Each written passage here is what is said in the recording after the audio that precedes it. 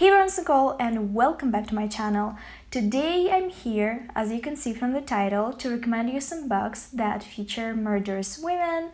We're going to go across the genres. I have a bunch of really good book recommendations and I can't wait to share them with you all. The first book that I'm going to talk about is going to surprise absolutely no one. It's They Never Learn by Layne Fargo. If you have not read this yet, what are you doing with your life?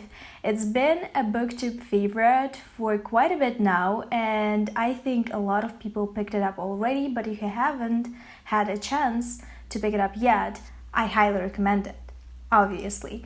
This book is about a female revenge killer. She's a professor in uni and she has a double life. In her out-of-the-office activities, she hunts down men that assaulted women in the past and she murders them. She's a big pro, so all her murders look like suicides or accidents, so no one actually ever built a case against her, but at the start of the book, she fucks up a little bit and the police finally starts grouping the cases together and she's concerned that they're going to find her. This is a thriller, but it's not a thriller that you're used to. It's not fast-paced, it's not plot-driven, it's character-driven. I really like this book despite the slow pacing because it has enough suspense to sustain you till the end, but it also explores interesting themes and presents a very complex protagonist. She's also queer, so if that's something that you're looking for, if you're disappointed by the Killing Eve ending, I highly recommend to pick it up. The narration is great, the audiobook is good as well. Pick it up. The next one is my personal favorite. It's Certain Dark Things by Silvia Moreno-Garcia. I think that it's incredibly underappreciated. A lot of people love Silvia Moreno-Garcia, but they have not read this book. It's a very cool take on vampires. The story is set in Mexico City, a Mexico City that is very different from any city of our present, because in the lore of this book, the vampires are real and people know about them. They not only exist, they're also not loners. They group together and create gangs. And also there are a few different types of them, so that part of the story was very interesting for me because I love vampires and I love reading different takes on them. The main storyline follows a guy that collects trash as a job who meets a very beautiful girl on the train and is trying to flirt with her. He doesn't expect her to reciprocate, but instead she dominates the conversation and invites herself into his house. It turns out that she is a vampire and needs someone to feed off, but also needs to find shelter because she is hunted by another gang. And that is one very intriguing plot. I really like this. I think it shines because it has a very complex world building that has a lot to offer and actually is thought out so well that I wouldn't be surprised if the series got a sequel, some kind of an expansion, spin-off. I would really like that. Once again, this is one of my favorites in terms of vampire books because it really stands out among them. It's October, Halloween month, and if you're looking for creature books to read, this is a really good contender. The next one is more in the literal fiction realm. It's This Is How You Lose the Time War by Max Gladstone and Amal El-Mohtar. And I was very hesitant about it as well. If you were, tell me in the comments down below. It indeed is very complicated and leaves you confused, but it's still a very cool story. The whole story is a letter exchange between two hired guns that work for opposing agencies that slowly fall in love. The relationship development is so good in this one. I'm not going to lie, I was confused about a lot of things and I think you have to be confused about them. The story leaves a lot to your imagination. That's why I think it's a really good book to read with a friend, with a group of people, in a book club, because you would have things to talk about. The plot outside of the message exchange is very ethereal. Nothing is explained in firm terms. So in my opinion, it's a good book to rouse your imagination a little bit. If you intend to pick it up, the advice that I have for you is to not get frustrated if you don't understand something. Just continue reading it. It doesn't really matter. The core of the story is this relationship and these characters. That is what's important, not the plot. The next book is another literary fiction. I don't know what's happening. Literary fiction is usually not my jam, but I've read these two books and I love them. My Sister the Serial Killer by Oyinkan Braithwaite. I really love this. This is a story about two sisters that have a very codependent relationship. The older one always looked after the younger one and in many ways was jealous of her because she's gotten most of the attention from the adults. Their relationship is so toxic that when the younger sister comes and tells the older sister that she killed a man because he attacked her, the older sister helps her bury the body. She believes it's a one-time thing and it was an accident, but then her sister kills another man and it becomes a problem. Because of her loyalty to her blood, she doesn't do anything about it. But when her younger sister starts eyeing a guy at her job that she's actually in love with, she starts questioning where her loyalties need to lie. Should she save this guy or should she root for her sister's happiness? Don't you just love a toxic familial relationship? I love it in media. I think it's incredibly real and it is, in my opinion, a part of many familiar relationships. Obviously, the book takes a more extreme angle with the murders and everything. It could have been exchanged with something else, something the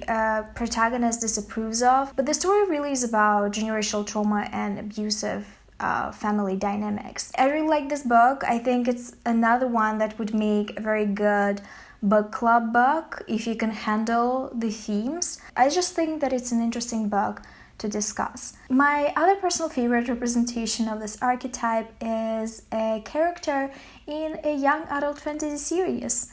I love the series. I think not enough people read the series and gave it the respect that it deserves, in my opinion. It's Darken series by Kiersten White. She does write ruthless, calculating heroines very well. In this book, one of the protagonists is supposed to be a female version of 𝕊𝕆𝕀𝔸𝕃, and she takes inspiration from his story. It's a loose retelling, it's historical fantasy, so some things are close to his biography, some are not. Most of it is fiction, if we're being completely honest, but it's very entertaining fiction. The book follows a pair of siblings, a girl and a boy, and their personalities are very much outside of gender role expectations. The girl is very violent, cruel, and rough around the edges, and the boy is very calm and sweet and nurturing. They are the kids of a royal figure in their country, and they're taken to the Ottoman Empire as prisoners to make sure their father remains obedient and conforms to the rule of the Ottoman Empire. They're growing up in the royal court and they are privy to a lot of court games. The story is very interesting and you'll love it if you like historical fantasy specifically. If you're into character-driven books and slow prose, I loved it because of these reasons, but also because of the dichotomy between these two characters. It's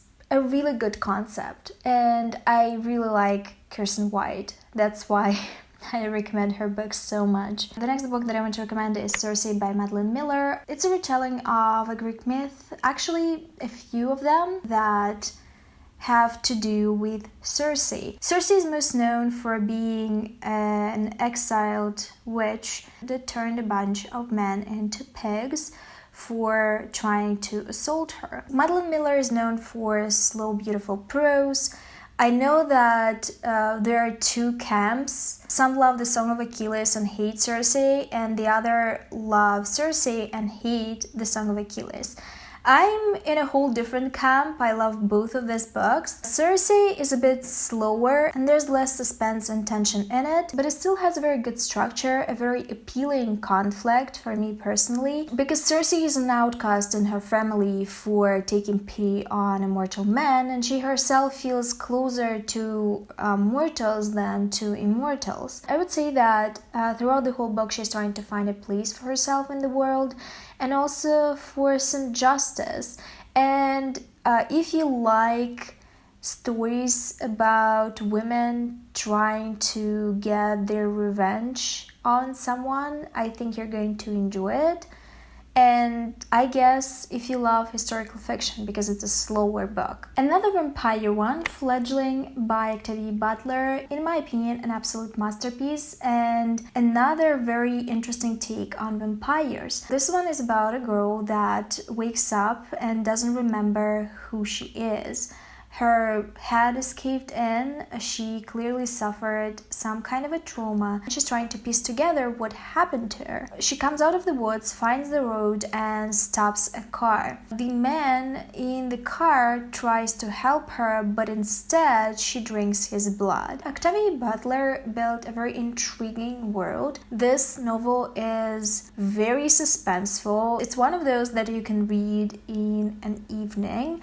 And I especially loved the vampire society in this one because it was just different. And I like different when it comes to vampires. It's not a very long book too, and I think it plays to its advantage. And it's definitely not one that would leave anyone neutral because of how scandalous at parts it is, how dark it is, how unusual. It was my first experience reading Octavia Butler and it was very successful. I really want to read other books by her because that was one of the best vampire books that I've read. The last recommendation that I'm going to leave you with is a bit more fun. It's definitely more fast-paced, it's a long series, and in my opinion it's pretty binge readable. The first book in the series is Magic Bites. It's written by author duo under the name of Ilona Andrews, and it's simply about this cool heroine that does detective work for the supernatural. The supernatural exists among the humans and the world is slightly different from our own, but is very interesting. It has magic and technology. When technology works, magic doesn't work. When magic works, technology doesn't work. It's very fast-paced, it's very fun. It's one of those books about a variety of different monsters and cool takes on them, and a badass heroine that gets in trouble, fights monsters, and falls in love with a hunky supernatural dude that challenges her. I recommend the series if you're looking to relax, if you want to have some fun, if you want to read something that is going to put a smile on your face. These are all the books that I wanted to recommend. Tell me in the comments down below if you have any recommendations for me, but also if you want to see murderous women recommendations specifically for women's genre, because I think I can find some. I think I have some that I read and I loved. This is it for the video. I hope you enjoyed it. If you reached this part, leave the knife emoji because murderous women. And I'll see you soon with another video, but until then,